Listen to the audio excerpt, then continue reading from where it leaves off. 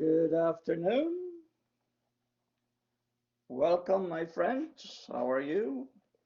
I trust that all is going well for everybody, wherever you are.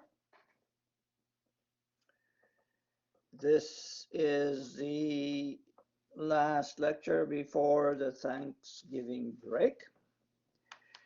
We had some conversation on monopoly the last time. Not all markets are perfect, as you know. In fact, we don't have a perfectly competitive market. And we introduced monopoly because most of the relationships, market relationships, are monopoly oriented. And we did some modeling to be able to explain that. I will continue today on that aspect of it. We will talk about power unit. We'll start by finishing what we began last time. And then I will talk about the power of unions, the relationship between marginal revenue product and wages, and work stoppages. Work stoppages as a way of influencing outcome, the desired outcome, and the success or failure of those work stoppages, and what are the factors that influence that. We probably develop a small model of it, and relatively easy model to understand. Okay, that's what we will do today. So let me begin where we finished last time. I want to remind you that in dual monopoly, or in monopoly where there's a service or product being sold, you have a demand curve and you have a marginal revenue curve related to that. You might say that doesn't just simply pertain only to monopoly. For a linear demand curve that's downward sloping, you have a marginal revenue curve that's below it. I think that is accepted, and that's what a theory suggests and data suggests. So as a reminder, this is where we began. Okay, quantity of labor down here. Okay, or the number of workers or players, however you wish to look at that. And the demand for such is the demand for service, and that demand for service is, of course, for the marginal revenue product of such workers, such player. Indeed, that's what is called the demand curve for labor. Labor is not like a commodity. You buy a commodity, a good, for what you can do with it. Consume it, produce other stuff with it, alter it, change it, and so on and so forth. Labor is different. As a consequence, the demand for labor, my good friends, is a derived demand. It's a derived demand, derived from the services that it renders. And so if I hire X, I hire X for the services that they're going to render. All right. And so once we do that, there's no need now to draw a marginal revenue curve, because marginal revenue product is really marginal revenue times marginal product. Marginal revenue product is marginal revenue times marginal product. So we've already taken care of it, okay, as I'm presenting it here. Hence the change in the name to marginal revenue product. On the other hand, you have the supply curve of labor. All right. It's a normal supply curve. Higher wages bring in more people to volunteer to provide their services.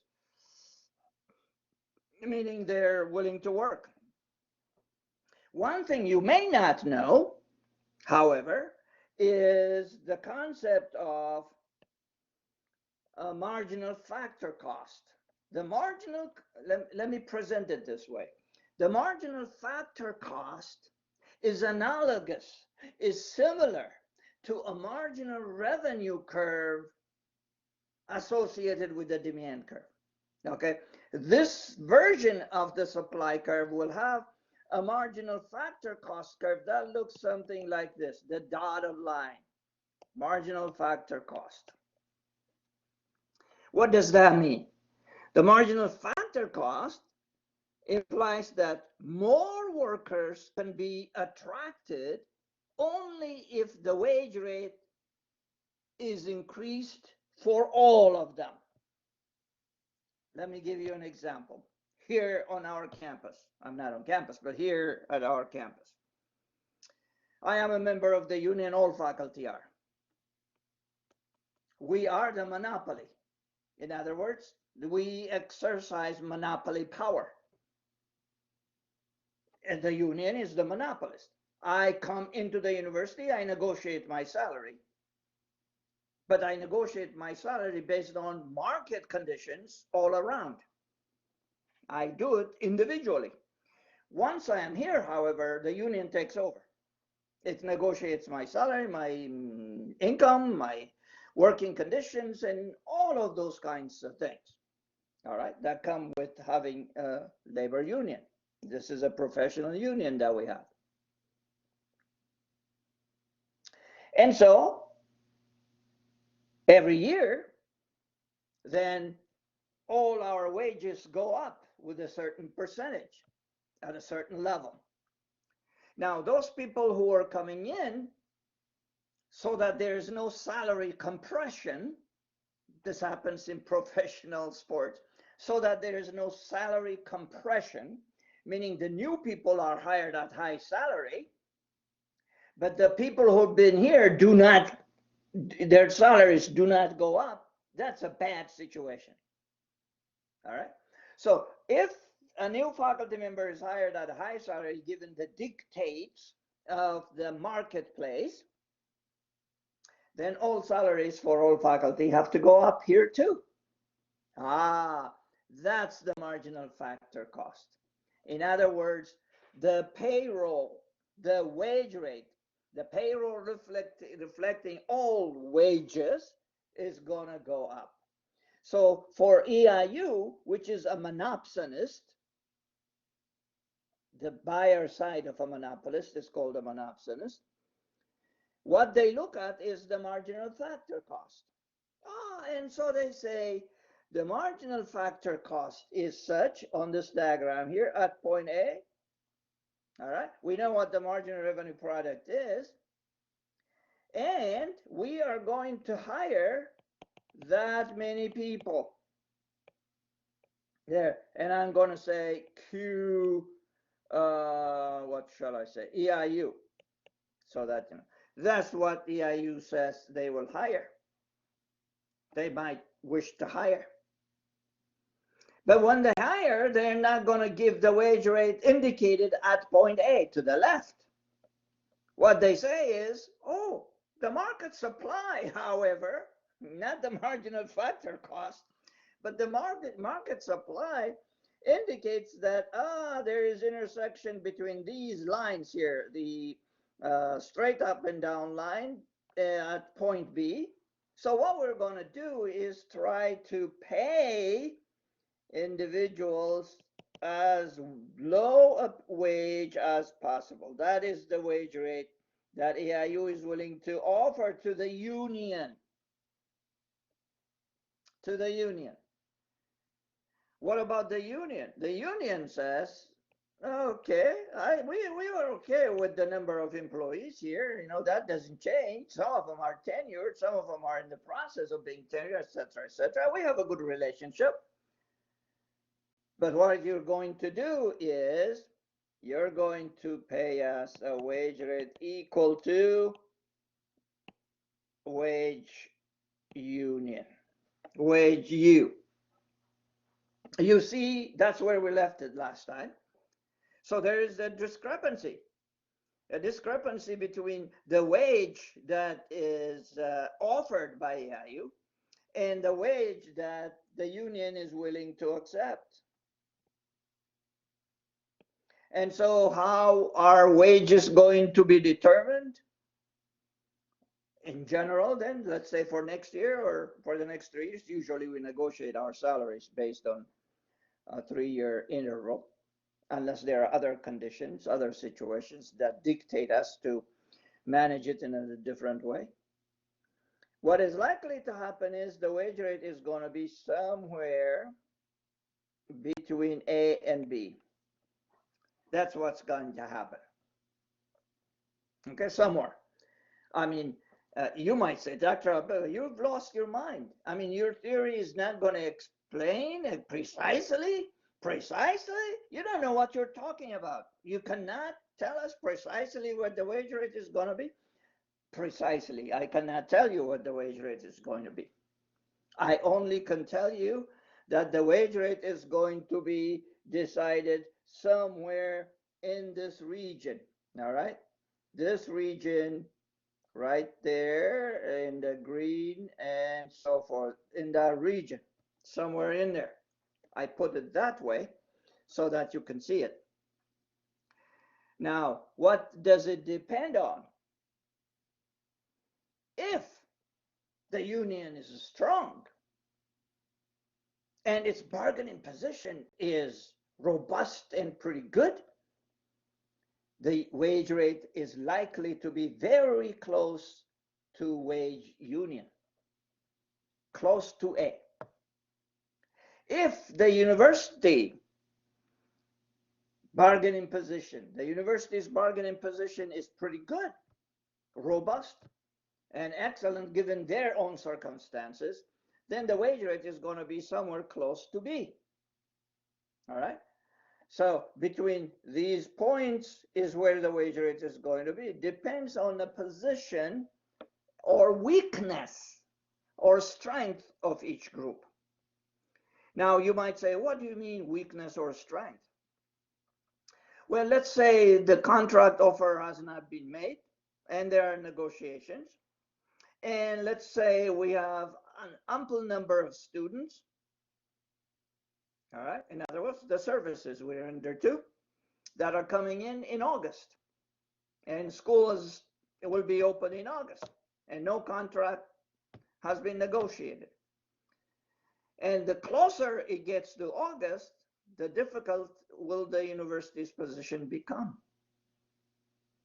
And they will have to make arrangements here very quickly because the students are coming. Or let's say it's in the middle of the semester. And in the middle of the semester, the faculty have the union, I should say, one other situation where they can force in other words, their negotiating position becomes stronger. In one sense, they can have the sympathy of the students. This is real. The sympathy of students, and students would say, okay, give them their salary. You've heard it before. And or the union would say, we're going to have a work stoppage. And I will talk about that in just a little bit. A work stoppage. The university's position is very, very precarious now. That's what I mean, the strength of the negotiating party. Now, the university can have a very strong hand. The university could say, I'm going to offer you wage EIU at B, indicated by point B, I should say. And that's because the state hadn't given us any money. In fact, that has been used over and over and over and over again. During the last administration, Illinois state administration, that is what they tried to do. Governor didn't want to approve a budget, and we had a 3-year impasse without budget. And part of the strategy, all individuals interpreted that to be pressure on universities to just simply take away some of the negotiating ability of faculty all around the state of Illinois. Did not work. The strategy was not a good one. But, all universities suffered a little bit as a consequence. That is what I mean, negotiating position. So bringing it to professional sports, it's not different. You've seen MLB going out on a strike. We have seen NFL going out on a strike. Not recently. NBA trying to do that. Not recently. And why not recently? But recently, what happened is the organizations understood where labor is coming from. In other words, the players are coming from. And these kinds of things are negotiated way beforehand. In fact, there is a very close relationship between unions and the NFL, NBA, and organizations of that sort. But in any case, the wage rate is going to be somewhere in between that. And it's going to be in between that does not negate theory. It just tells you that when you have two monopolists, one a monopolist, the other a monopsonist, a dual monopoly, that is what you are going to face. That is what's going to happen. All right? And so now you have a bit of information about what sort of wage determination market there is. The next question I wish to talk about here very quickly, and you can interrupt me at any point, has to do, what do unions maximize? What do player unions maximize? What does EIU union maximize? Well, all unions maximize if they're doing their job correctly. Okay. Let me draw another diagram so that you can follow me rather than building quantitative sort of models. I like to use the graphs to help make the point. Here is a demand curve. Let's call it a demand curve now. Okay. And theoretically, this is a market now I'm referring to. These are the number of people likely to be employed. And I'm going to use the concept of the marginal revenue here now because I'm referring to the entire market, okay, as an illustration. There is marginal revenue. The question is, what do unions maximize? Given this diagram right in front of you, we can do one of two things very quickly. And one of those two things we can do is, you see where the marginal revenue intersects the horizontal line, where is it equal to 0? That gives me a clue. If I were to have Q2 units, it will maximize, all right, the wage rate, wages being up here, by the way, wages, it will maximize the total income. Okay, it will represent the maximum total income that is possible. In other words, if the wage rate is W2 times Q2, okay, W2 times Q2, I should say 0 W2 times 0 Q2. You understand what I'm doing. That will maximize total income for the members. That income is coming in the form of wages or salaries of players, wages of players. So if we multiply height by width there, you should be able to get the total income, maximum total income possible. So that might be one strategy. Now, what do unions maximize? Well, they might wish to maximize A then, maximum total income. For those of you who are econ majors, you maximize total income where marginal revenue is equal to, oh, you remember from your principles 2802, where marginal revenue is equal to 0, right? Total revenue is maximized there. And so there you go. Total income is maximized. So Q2, let me call that point A. Okay, at point A, that may be one of the strategy.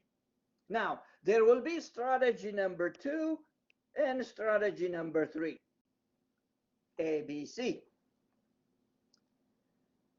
Strategy number 2 would be B, that is to maximize employment. Okay, let me write it. Maximize employment. Not maximize total income now. Maximize employment. My good friends, I think Marie would tell me right now, she'd say, but to maximize employment, you would have to have more than Q2 units of labor employed or players employed. And she will be correct. It would have to be to the right of A to maximize employment. Do you understand? If Q2 maximizes total income, I will pick any point to the right, any point to the right of A. Let me see, may I change the color here? I'll change the color to red. Let's say point B, or anything somewhere between A and to the end of that line will maximize more. And so I will call this one here Q3. I hope I keep the numbers straight here. Okay. But the wage rate is going to be wage 3. Okay. That will be the wage rate. So if the union wants to maximize employment, it would have to accept a very low compensation, wage 3 in this case. Why? Because you cannot have the employer, the buyer, in this case of the services, you cannot have him to say, pay us as high as possible, at the same time, hire all of us. You just simply cannot do that. Even unions cannot do that. This is very critical for my students. It is very critical because most people have a misunderstanding about the power of unions. The market is more powerful than individual unions or groups. You cannot force the employer to hire Q3 units of labor at the same time pay wage rates such as W2 or higher. It cannot. Even a monopolist cannot influence both price and quantity at the same time. Not even a monopolist can do that. You choose one. If you choose Q3 units of employment or labor here, then the wage rate has got to be W3. Why? The market, the demand curve in the green line tells you that's what you must accept. The third situation is maximize the wage rate. Let's see, can I keep these colors to say, yeah, I can keep that. Maximize the wage rate. In other words, maximize as high as possible, take as high as possible wage rate and let the chips fall where they may. Where is that going to happen? That is going to happen, Marie would say, to the left of A. Anywhere to the left of A. Okay? And let's say I'll go for broke here. And I say there is point C right there. at point C, that's maximum wage I can get. I can get more, but given point A and B relative to them, that's maximum wage. And what happens is, once you chose that wage rate, let me call that wage rate 3, that's the maximum, you are going to have to accept that the number of people that are going to be employed are going to be, let's call this to Q1. Okay? You cannot have both Q3 and W3 at the same time. The market demand curve would not allow you to do that. In other words, the market structure wouldn't permit that to happen. And so once you choose W3, and that's the strategy, maximum wage rate, say as like W3, then you have to accept the number of people to be employed to be Q1. Meaning you have decided to maximize at W3 or point C, you have decided that you want to maximize, as a union, you want to maximize the wage rate for a given number of workers, period. That given number of workers is Q1. Okay? So all these strategies are at work when you have professional sports. Either you have a high wage rate and fewer players, or a lower wage rate and more players. So how does this work? The NFL, for any number of games, you have to have 11 players on the field. I mean, you cannot change that to 20, or you cannot reduce that to 5. The rules say you have to have 11 on both sides, 11, 11. But then the rules also say you can have different kinds of players, different categories of players. And so for the NFL, this year they have added 6 people for them, from 53 to 59. NFL, each team will have that many players. Because of COVID, they decided, we have a situation where some people are going to go down. So let's improve that situation by adding 6 people additional for each team. And it worked. So far, it's worked for them. Now, that is more players, more people employed. Did the wage rate go down? In that case, it didn't. In that case, it did not, because this is a one-year deal. It's a one-year deal. So that is how unions strategize to either maximum total income, maximize employment, or maximize the wage rate. In my experience, unions want to maximize employment. In my experience, I'm not saying that's what they do, but the experience I know is that they want to maximize employment. The higher numbers that they have, the higher number of players they have, let's say, the contributions of each player to the union becomes quite significant. The revenue generated, the power of negotiations becomes stronger, etc., etc., etc.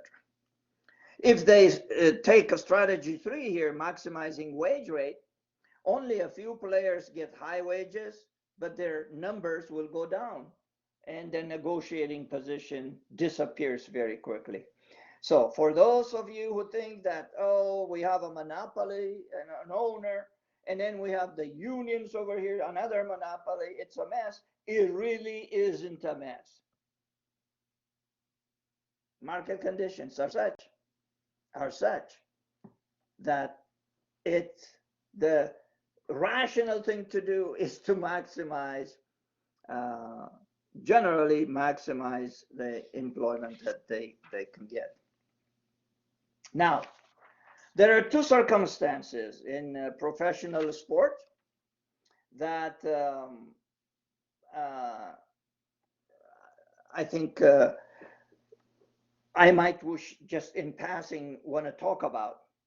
And that has to do with some circumstances where the union and the any league have negotiated, let's say, a certain level of employment. Let me just draw a demand curve here very quickly, without being too detailed. Something like that. Let's say where they are was at wage 1 and quantity 1. Okay. If all of a sudden the demand for the service goes up, people are they just want to have these players performing for whatever reason. They're over a period of time or suddenly. What is likely to happen is there will be a shift in the demand curve. Okay, without market adjustment takes place through the demand curve. Okay, a demand for the services. All right. What might happen from time to time is the union would say, okay, we have a Q1 number of workers or players. Now demand has shifted. In the short run, we're going to demand that the wage rates go up to W2. You see that? It's possible. Look what happened. The quantity doesn't change. Okay, the number of players doesn't change. We are a certain number highly specialized players, and so therefore we're not going to get more people in, but because the public, let's say, wants this service that we have, and we're going to demand wage rates of W2. This generally happens in single sports, single individual sports, tournaments, and so on and so on and so forth. Okay, that is also possible. All right, having done that, what's the relationship between marginal revenue and the wage rate? Okay, and how does, well, actually, the question I need to ask my good friends is, what do you think? Do you think rising salaries are causing prices of tickets to go up? Or the other way around? Rising ticket prices causing salaries to go up, or salaries going up in professional sports as a result of ticket prices. To do that, so that we don't get into too much controversy here, I think we need to look at the relationship between marginal revenue and marginal product. Marginal revenue times marginal product is what we call marginal revenue product. All right. So in other words, this is the same thing as the change in total revenue. Let's see if I can do it this way. Yeah, I can do it this way. Divided by the change in output, right? Times, okay, the change, come on now, total product, the change in total product as a result of the change in input, isn't it? That's marginal product. Marginal product is the change in total product as a consequence of the change in input. Marginal revenue is the change in total revenue as a consequence of a change in quantity, right? When you divide that, you get this thing, operationalizing this, I should say, you get marginal revenue product. So therefore, now we can say, remember, total revenue is price times quantity.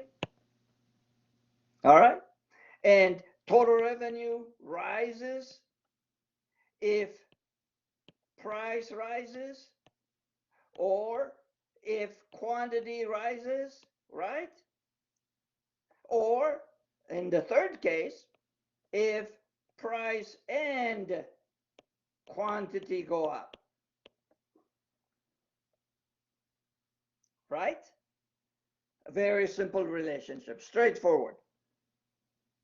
So total revenue can go up, either of these things changing or both of them changing. So we can say, therefore, okay, marginal revenue product is marginal revenue times marginal product, as I said earlier here on top. This is exactly the wage rate. So an increase in marginal revenue leads to an increase in the wage rate. I'm sorry, an increase in marginal revenue product gives rise to the wage rate.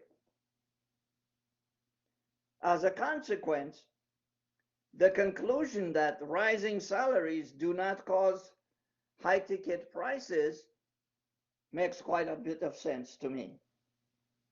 Instead, it is high ticket prices that lead to a higher salaries. Okay, high ticket prices, okay, over here, leading to higher salaries rather than the opposite, rather than the other way around.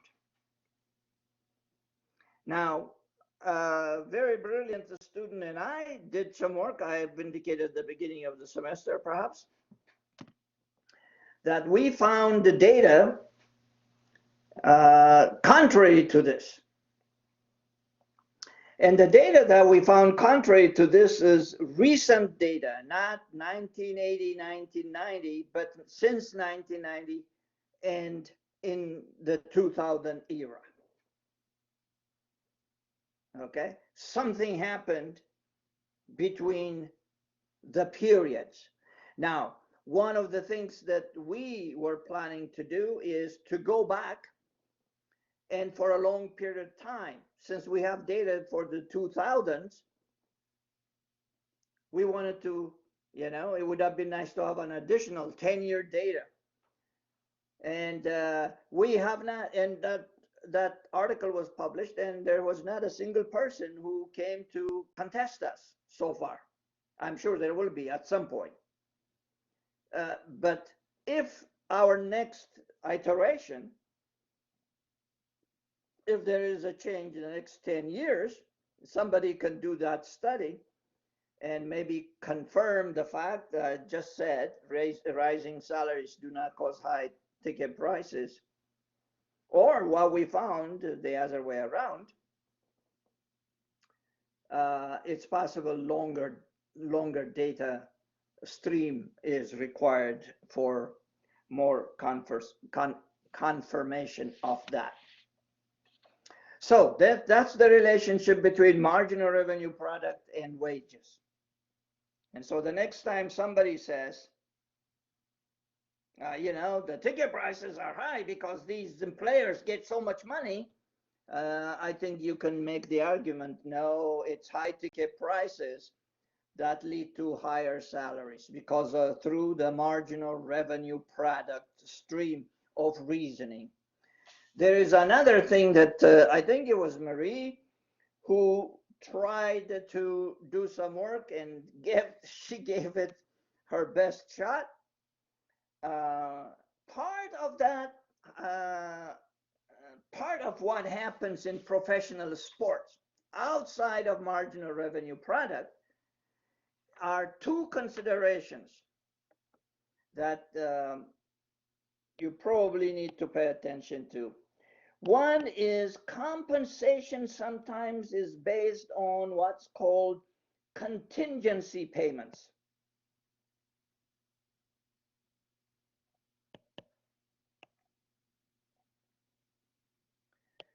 Okay, rather than marginal revenue product, it's based on what is known as contingency payments. Now, what is a contingency payment? A contingency payment in professional sports is payment that rewards players for doing certain things. If you do not ski, you get rewarded. If you are a quarterback, for example. If you're not caught in a bar fighting with some people, you get rewarded. If you are not arrested by the police, yeah, you know what I'm talking about. You get rewarded. These are called contingency payments. Player uh, player unions like these. They like them. Okay, why do they like them? Well, Tom Brady is not supposed to be diving, for example. When he's a contract with the Patriots, he was not allowed to go diving at all. And for abstaining from diving, he gets a contingency payment. It's a reward.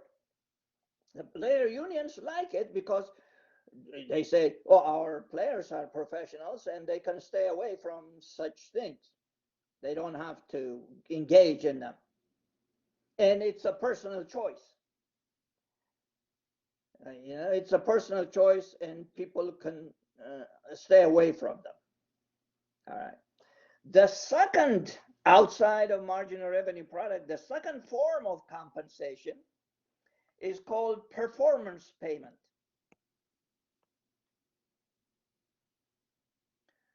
Performance payments. These are scorned by player associations. Unions do not like them because in some cases they see these as an affront to professionalism, to the professionalism of the player, but they are there. So here is an example. If you have 10 games and only have 2 interceptions, you get a certain amount. You see, this performance payment. Or if you have a certain number of yards, or the team might say, if you play a certain number of snaps, all right, and usually this is done on players that generally have a tendency to shirk, or players that get in trouble and so they're not available for the team. And so a contract clause is inserted that says if you have, let's say, 10 snaps per game, if you play on those, if you're part of the team, on the field, that is. All right. Now, players don't like them, unions do not like them, but they are there. And it's a protection. It's a protection for the owner and a protection for the league, mostly in this case, the owner. Why? Because they're trying to say if somebody gets into trouble and they're not available, then they cannot meet that criteria, and so they don't get paid. But if they are there and they practice and they are always available to the team, they keep themselves out of trouble, etc., then they get, obviously, to get paid.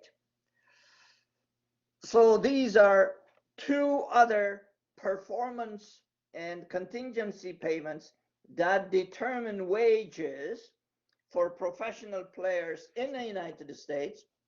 And the English Premier League has also introduced that outside compensation schemes related to economic concept of marginal revenue product. Generally, wages are determined by a marginal revenue product. Higher marginal revenue product, higher wages. Outside of these contingency payments and performance payments, as happens in professional sports. Okay, that is one thing that perhaps uh, you might include in any study that you do on wages for individuals. Now, I have to admit and concede that these contingency payments and performance payments are generally not available. Generally, the data on these is not available because each contract is, while there is, while all contracts, whether it's in NBA or in the NFL, are similar, there are attachments to them. Okay, you get the general contract, but they don't show you the attachments to them. Okay, the attachments to them, and you have to sign off on it. It's like somebody sends you somebody say you could download this software, but you have to agree, right? You have to agree. Most the players just go ahead and sign them, agree, and then they say, "Oh, was that really the case?" But their agents, of course, know very precisely what the details of those requirements are. Okay, when Tom Brady was 2 years or so ago, decided to go, yeah, maybe 4 years ago, decided to go diving. Bill Belichick was just absolutely beside himself. And it was learned, of course, after he had gone diving. All right. Now, he's already done it. And so nothing happened. So he wasn't penalized for it. Nonetheless, the team uh, was quite upset. And you can understand why they're upset. If he's not available, then the team loses that day, and then maybe a potential Super Bowl, and all kinds of difficulties that arise. Uh, I think it's better that I stop at this point, and expected value of work stoppage, I think I will do that next time. It's a little bit long to develop the model, and I will not be able to finish it properly. Um, what I wish to do now is open this up for conversation and questions and answers if you have any.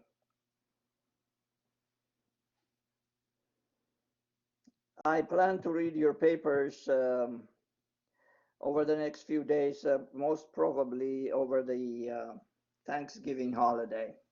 It's just been a lot of work. Online teaching is incredibly time consuming.